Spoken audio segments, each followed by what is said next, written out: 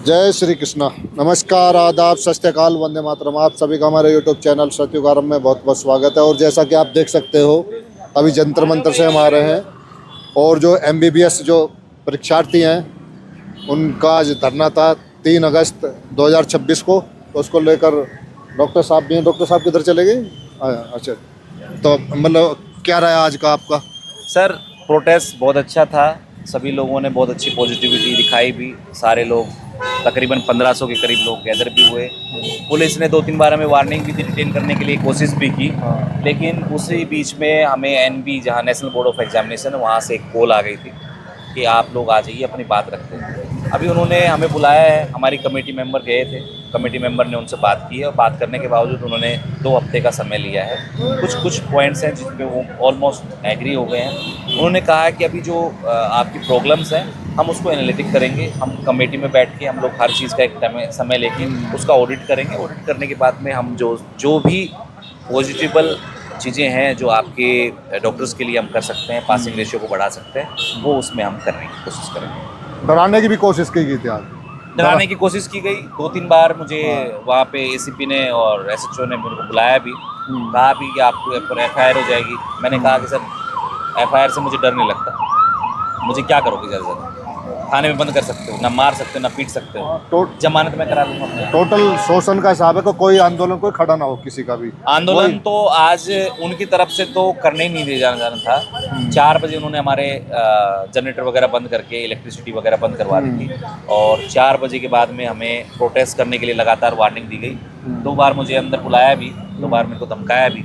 लेकिन फिर जब बच्चों को देख के हम बच्चों के बीच में बैठ गए तो वो लोगों ने ज़्यादा प्रेशर नहीं, लेकिन फिर भी वहाँ पे डीसीपी एसीपी सब आ गए थे तो उन्होंने कोशिश की कि मतलब थोड़ा सा मीडिया में ना जाए।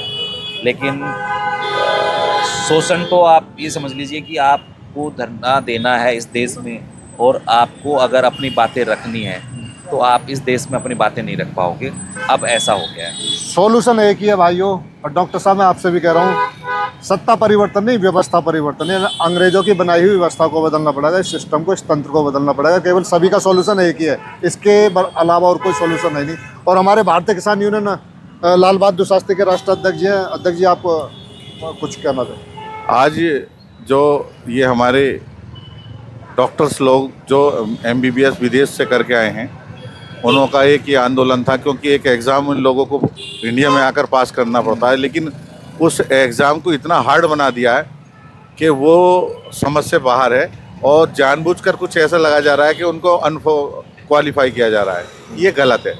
हमारी मांग ये है भारतीय किसान यूनियन लाल बहादुर शास्त्री की, केंद्र सरकार से, कि केंद्र सरकार को बड़ा दिल करके इन लोगों को ओबलाइज किया जाए और इनकी सेवा ली जाए। क्योंकि गाँवों में मैंने देखा है, हम गाँवों में भी जाते हैं, झोला छाप लोग डॉक्टर काम कर रहे हैं। ये तो लोग एमबीबीएस की डिग्री लेके घूम रहे हैं। तो इनकी सरकार को सेवा लेनी चाहिए और बड़ा दिल करके जो इनका जो एग्ज़ाम है, उस एग्ज़ाम में भी जो इनकी शंकाएं हैं उसे दूर करनी चाहिए।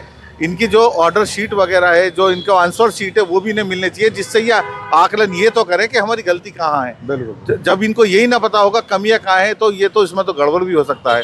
तो सरकार से हमारी मांग है कि इनको सुने और इनकी जो समस्या है उसको निदान करें। और इन लोगों को, वैसे ही डॉक्टर्स की बहुत कमी है, इन्हें गाँव देहात में या जहाँ भी शहरों में डॉक्टर्स की कमी है, वहाँ इन लोगों की युवा हैं, सब सेवा लें।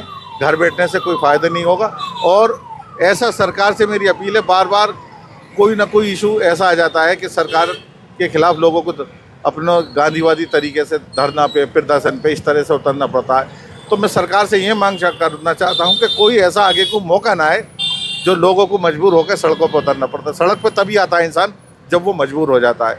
तो ये भी किसानों के बच्चे हैं, कोई घर बैठ के आ रहा है, कोई ज़मीन बेच के आ रहा है। एमबीबीएस डिग्री कोई आसानी से नहीं होती, बहुत सारा पैसा लगता है, और उसके बाद भी वो सही उसको प्रैक्टिस करने का अधिकार ना मिले तो वो टूट जाता है। तो मैं नहीं चाहता कि उन कोई बच्चों के परिवारों में इस तरह के मामले इशूज आए। तो मैं यही मांग करना चाहता हूं कि इनको सुना जाए और इनकी जो वाजिब समस्या है उसका 2 हफ्ते में नहीं, मैं कह रहा हूँ 24 घंटे में सरकार को निस्तारण करना चाहिए। और हमारी जो राष्ट्रीय प्रवक्ता हैं बुसरा जी, मैं उनसे भी कहूँगा कि वो भी अपनी 2 बात रखें।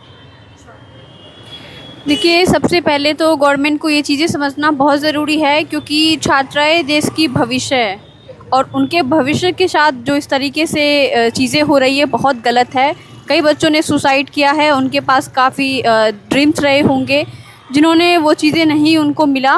तो इस चीज़ के लिए बहुत ही गवर्नमेंट से मैं यही रिक्वेस्ट करती हूँ कि जो एजुकेशन सिस्टम है उसको सुधारने का काम करे और इस सीट पे जो भी अभी आए हैं तो वो इस काम को प्रॉपर तरीके से एक रिस्पॉन्सिबिलिटी के साथ काम करे, ताकि इस फ्यूचर में ऐसी कोई चीज़ें ना हो छात्रों के साथ या देश के किसी भी युवाओं के साथ। आज के डेट में प्रोटेस्ट करने का अधिकार जनता के पास बिल्कुल है, पीसफुल प्रोटेस्ट किया जा सकता है, उनको कोई नहीं रोक सकता है, संविधान इस चीज़ की इजाज़त देती है।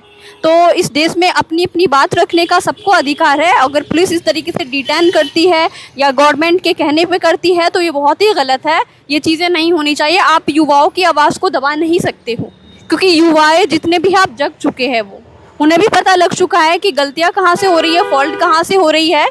तो गवर्नमेंट से यही अपील करती हूँ कि आप लोग सिस्टम को सही से काम करें, क्योंकि आने वाले समय में देखिए इलेक्शन में तो आपको भी आना है और आप जिस तरीके से युवाओं के भविष्य के साथ खिलवाड़ कर रहे हैं, मुझे तो नहीं लगता कि आपके साथ कोई भी इलेक्शन में सपोर्ट कर पाएंगे आप डेट ऑफ टुडे में।